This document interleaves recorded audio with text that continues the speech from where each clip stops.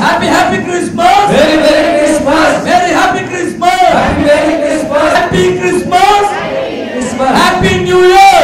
Happy New Year. Happy New Year. Happy Christmas. Okay మంచిది అందరూ కలిసి పాడదాం అందరూ మాతో కలిసి చప్పట్లు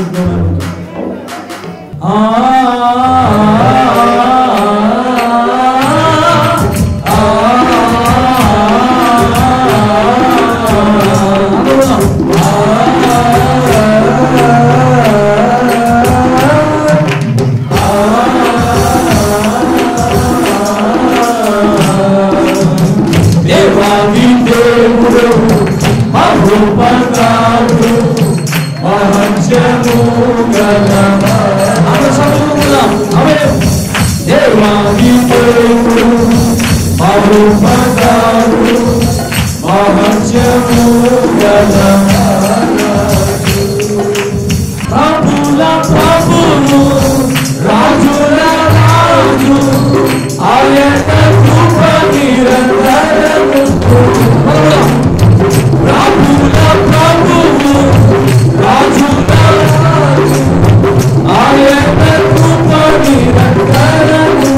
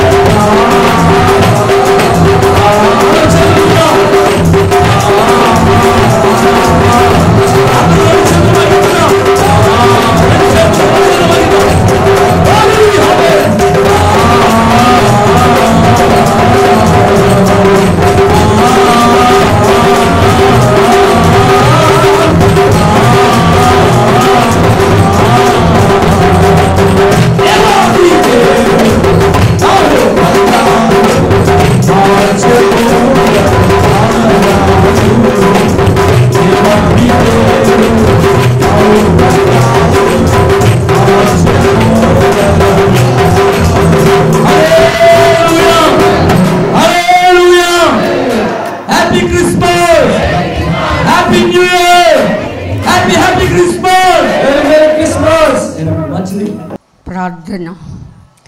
సర్వాధికారమైన మా తండ్రి, సర్వశక్తిమంతుడా, నిలవబడి నన్ను మరుగు చేసి మాట్లాడు మయం పొందమని వినిచున్న బిడ్డలకు విశ్వాసాన్ని అనుగ్రహించమని, విన్నటువంటి వాక్యాన్ని గ్రహించి నీ జ్ఞానంతో సంధించమని యేసు నామమున వేడుకొంచున్నాం తండ్రి.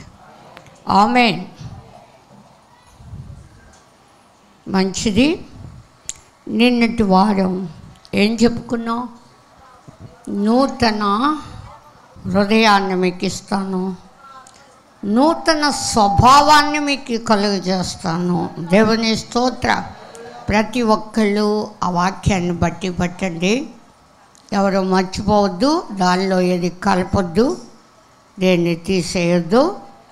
నిజంగా నూతన హృదయాన్ని మీకు ఇచ్చేదను, నూతన స్వభావాన్ని మీకు కలుగజేసేదను. మీలో ఉన్న రాతి గుండెను తీసివేసి మాంసపు గుండెను ఇస్తాను. నా ఆత్మ మీ యందు ఉంచి నా కట్టడలు అనుసరించే వారిగాను, నా విధులను గైకొనే వారిగా చేస్తాను అన్నాడు. దేవుని స్తోత్ర. ఏముంచుతానన్నాడు మనలో? ఆయన ఆత్మ. నా ఆత్మ మీ యందు ఉంచి. దేవుని స్తోత్ర. కనుక కొన్ని ఇస్తానన్నాడు, ఆయన ఆత్మను మనలో ఉంచుతాను అన్నాడు. దేవుని స్తోత్ర. ఆయన ఆత్మ పరిశుద్ధమైనది. ఆయన పరిశుద్ధాత్మ మనకిస్తానని వాగ్దానం చేశాడు. అడుగు వారికి నిశ్చయముగా పరిశుద్ధాత్మను అనుగ్రహిస్తాను అన్నాడు. దేవుని స్తోత్ర. కనుక మనం అడిగి పొందాలి, ఇచ్చానన్నాడు కనుక నమ్మాలి. దేవుని స్తోత్ర. కనుక నమ్మిన అబ్రహాముని దేవుడు నీతిమంతుడుగా ఎంచాడు. దేవుని మాట నీతి కలిగింది. మన మాట అవునంటే అవునన్నట్టుగా, కాదంటే కాదన్నట్టుగా ఉండాలట. వాటికి మించింది అంటే అని అనలేదని, అంతేకాదు మర్చిపోయానని, ఇలాగా అవును కాదు అవును కాదని కాక, అవునంటే అవునన్నట్టుగా ఉండాలి, కాదంటే కాదన్నట్టు. వీటికి మించింది దుష్టుడి నుండి పుట్టింది అన్నాడు. దేవుని స్తోత్ర. దుష్టుడి నుండి పుట్టే మాటలు మనలో ఉండకూడదు. ఆయన యాజకేలుతో చెప్పాడు, నువ్వు చక్కగా నిలబడు, నా ఆత్మ నీలో ఉంచి నేను మాట్లాడతాను అన్నాడు. దేవుని స్తోత్ర. నీ అందు ఉంచుతాను అన్నాడు. దేవుని స్తోత్ర. ఆయన నువ్వు మాత్రం చక్కగా నిలబడమని చెప్పాడు యాజకేలుతో దేవుడు. మంచిది. ఈరోజు పేతురు రాసిన పత్రిక, మొదటి పేతురు అంటే పేతురుకు రాసిన మొదటి పత్రికలో 14వ అధ్యాయం చదువుకుందాం. అదే మొదటి పత్రికలో 14వ వచనం చదువుకుందాం. నేను పరిశుద్ధుడనై ఉన్నాను కనుక మీరును పరిశుద్ధులై ఉండుడని వ్రాయబడి ఉందంట. దేవుని స్తోత్ర. దేవుడు పరిశుద్ధుడు, మనం కూడా పరిశుద్ధులుగా ఉండటానికి పిలువబడ్డాము అని కూడా పరిశుద్ధులు చెప్పారు. పరిశుద్ధులుగా ఉండు వారి కొరకని పత్రికలు కూడా రాశారు. దేవుని సంఘం పరిశుద్ధమైంది. దేవుడు పరిశుద్ధుడు, ఆయన రక్తం కూడా పరిశుద్ధమైంది. దేవుని స్తోత్ర. ఆ పరిశుద్ధ రక్తం మనకంటే ముందుగా ప్రధాన యాజకుడైన క్రీస్తు రక్తం పరలోకానికి మనం చేర్చడానికి ముందుగానే ఆయన రక్తాన్ని చిందించాడు. మనం పరిశుద్ధుడైన క్రీస్తు రక్తంతో కొనబడిన జనాంగం కనుక ఆయన పరిశుద్ధుడు. కనుక నీవు కూడా సమస్త ప్రవర్తన యందు పరిశుద్ధతగా ఉండాలని దేవుడు కోరుకుంటూ ఉన్నాడు. దేవుని స్తోత్ర. నేను పరిశుద్ధుడనై ఉన్నాను కనుక మీరును పరిశుద్ధులై ఉండుడి అని వ్రాయబడి ఉన్నది. కాగా మీరు విధేయులైన పిల్లలై పూర్వపు అజ్ఞాన దశలో, అంటే జ్ఞానము లేని టైములో, అంటే క్రీస్తుని ఎరగక మునుపు క్రీస్తాత్మ లేనివారిగా ఉండి అజ్ఞాన దశలో ఉన్నారు. దేవుని స్తోత్రం. ఉండి మీకుండిన ఆశల చొప్పున అనుసరించి ప్రవర్తించి అలాంటి ప్రవర్తనగా ఉండవద్దు అంటాడు. దేవుని స్తోత్రం. మిమ్మల్ని పిలిచిన వాడు అంటే అలాంటి ప్రవర్తనలో మళ్ళీ అలాగ ప్రవర్తించక మిమ్మల్ని పిలిచిన వాడు పరిశుద్ధుడై ఉన్న ప్రకారము మీరును సమస్త ప్రవర్తన యందు పరిశుద్ధులై ఉండమంటాడు. మన ప్రవర్తన, మన నడక, మన చూపు, మన తలంపు, మన ఊహ దేవునికి అనుకూలమైన రీతిగా ఉండాలి. దేవుని స్తోత్రం. అనుకూలమైన రీతిగా, మనకు అనుకూలమైనట్టు కాదు. మన స్వబుద్ధిని మనం ఆధారం చేసుకోకూడదు. మన పూర్ణ హృదయంతో మన దేవుడైన యెహోవా యందు నమ్మిక ఉంచాలి. సామెతల గ్రంథం 3వ అధ్యాయం 5వ వచనములో ఇలా ఉంది, మీ స్వబుద్ధిని ఆధారం చేసుకొనిక మీ పూర్ణ హృదయంతో మీ దేవుడైన యెహోవా యందు నమ్మిక ఉంచు, మీ ప్రవర్తన అంతటిని ఆయన అధికారానికి ఒప్పుకోమంటాడు. దేవుని స్తోత్రం. మనం కూర్చున్నా లేచినా మనం మాట్లాడే ప్రతి మాటకి విమర్శన దినమును లెక్క చెప్పాలని ఎరిగిన వారమై మాట్లాడాలి, ఎరిగిన వారమై నడవాలి. దేవుని స్తోత్రం. ఆయన పరిశుద్ధుడు. మన ప్రవర్తన అంతటిని ఆయన అధికారానికి ఒప్పుకుంటే అప్పుడు ఆయన మన త్రోవలను సరళం చేస్తాడట. దేవుని స్తోత్రం.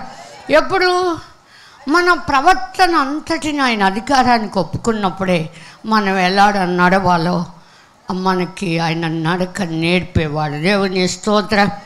కనుక మన ప్రవర్తన అంతటిని ఆయన అధికారానికి ఒప్పుకోవాలట. దేవుని స్తోత్రం. అప్పుడు ఆయన నీ త్రోవని సరళం చేస్తాడట. దేవుని స్తోత్రం. నీతిపంతులు పోయే మార్గము సమముగా ఉండును అన్నాడు. గొప్పులు తగలవట. ఆ పాపుల మార్గము అది నిజంగా మరి ఒడిదుడుకులు అన్నమాట. వారు పాపం చేసేవారు దాక్కుంటానికి కూడా లేదు. పాపం చేసేవారిని పట్టుకునేటటువంటి ఆ యొక్క చీకటి మరణాంధకారం వారి కొరకు ఉందని దేవుని వాక్యం సెలవిస్తుంది. కనుక బుద్ధిపూర్వకంగా పాపం చేస్తే బలి ఇకను లేదని తీక్షణమైన అగ్ని వారి కొరకు కాచుకొని ఉన్నదని కూడా హెబ్రీయులకు రాసిన పత్రికలో ఉంది. కనుక మనం ఎలా ఉండాలి అంటే ఆయన పరిశుద్ధుడై ఉన్న ప్రకారం మనము కూడా సమస్త ప్రవర్తన యందు కూడా పరిశుద్ధులమై ఉండాలి. దేవుని స్తోత్రం. కనుక ప్రకటన గ్రంథంలో చూద్దాం. 8వ అధ్యాయం 3వ వచనంలో ఏమని రాయబడి ఉందో. ప్రకటన 8:3 సువర్ణ ధూపార్తిని చాతబట్టుకొని ఉన్న వేరొక దూత వచ్చి బలిపీఠం ఎదుట నిలవగా సింహాసనం ఎదుట ఉన్న సువర్ణ బలిపీఠం పైన పరిశుద్ధుల అందరి ప్రార్థనతో కలుపుటకై అతనికి బహుధూప ద్రవ్యం ఇవ్వబడిందట. దేవుని స్తోత్రం. తర్వాత అప్పుడు ఆ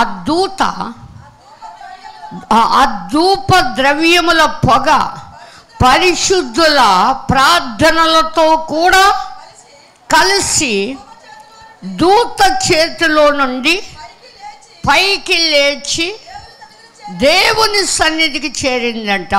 ఎవరి ప్రార్థన? పరిశుద్ధుల ప్రార్థన. దేవదూత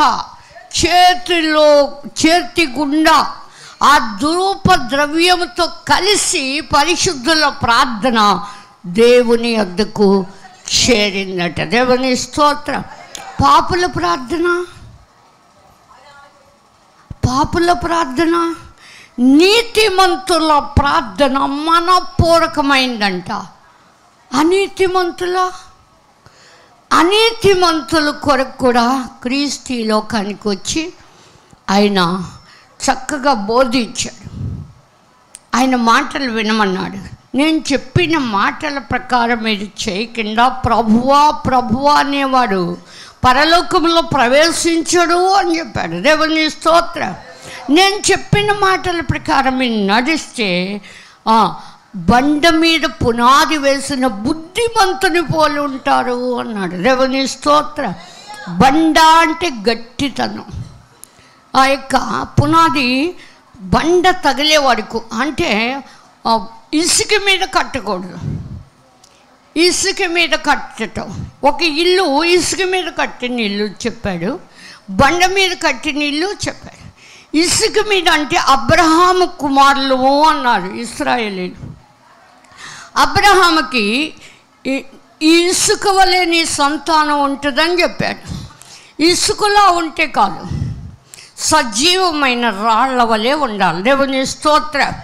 పేతురుతో యేసు అన్నాడు, ఈ బండ మీద నా సంఘాన్ని కడతాను అంటాడు. ఆ పేతురు అంటాడు, రాయగు మనుష్యుల చేత విసర్జింపబడినను దేవుని దృష్టికి ఏర్పరచబడిన జీవునైనా సజీవమైన రాయగు ప్రభువునొద్దకు వచ్చాము అంటాడు పేతురు రాసిన పత్రికలోనే.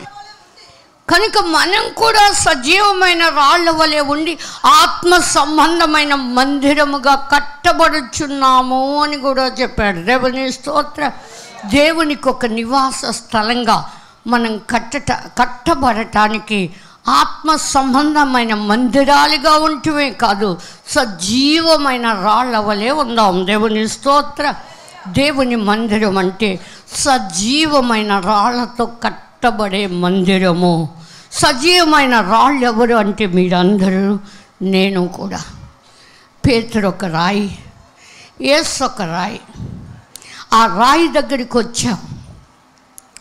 మనుషులందరూ విసర్జించిన దేవుని దృష్టికి ఏర్పరచబడిన దీవును, అమూల్యమును, సజీవమునైన రాయగు ప్రభు అందరూ కూడా విసర్జించారు. కానీ దేవుని దృష్టికి అమూల్యమైన వాడు యేసుక్రీస్తు. ఆయన రక్తం అమూల్యమైనది, దానికి విలువ మనం కట్టలేము. మన ప్రాణమే ఆయన రక్తముతో విమోచించి మన రోగాల నుండి మనం రక్షించాడు. సావుకు సిద్ధమైన మనల్ని గోతిలోనికి పోకుండా మన చెవులను తెరవచేసి వినుటి వల్ల విశ్వాసాన్ని కలిగించి విశ్వాసము ద్వారా మనము దేవుని కుమారులం కుమార్తెలు అవ్వాలని ఆయన మనల్ని ఏర్పాటు చేసుకున్నాడు. మనం ఆయన్ని ఏర్పరచుకోలేదు. దేవుని స్తోత్రం. ఆయన ఏర్పరచబడిన వాడు, మనం కూడా ఏర్పరచబడిన జనాంగముగా రాజులైన యాజక సమూహముగా ఉండగలందులకు యేసు మనల్ని విలువ పెట్టుకున్నాడు ఆయన రక్తముతో. దేవుని స్తోత్రం. అది ప్రకటన గ్రంథంలో ఉంది. ఇవన్నీ చదవటానికి సమయం లేదు, కానీ పరిశుద్ధుల ప్రార్థన దూత చేతి గుండా ఆ యొక్క బహు ధూప ద్రవ్యం ఆ దానితో కలిసి దేవుని యొద్దకు చేరిందంట. ఆ పొగ చేరిన తర్వాత దేవుడు నిజంగా ఈ యొక్క లోకానికి తీర్పు కూడా తీరుస్తాడు. దేవుని స్తోత్ర. ఆ పొగ చేరిన తర్వాత ఏం జరిగిందో చూద్దాం. ఆ దూత ధూపాత్రి తీసుకొని బలిపీఠము పైన ఉన్న నిప్పులతో దాన్ని కలిపి దాన్ని నింపి భూమి మీద పడవేయగా ఉరుముల ధ్వనులు, మెరుపులు, భూకంపాలు కలిగినాయి అంట. దేవుని స్తోత్రం.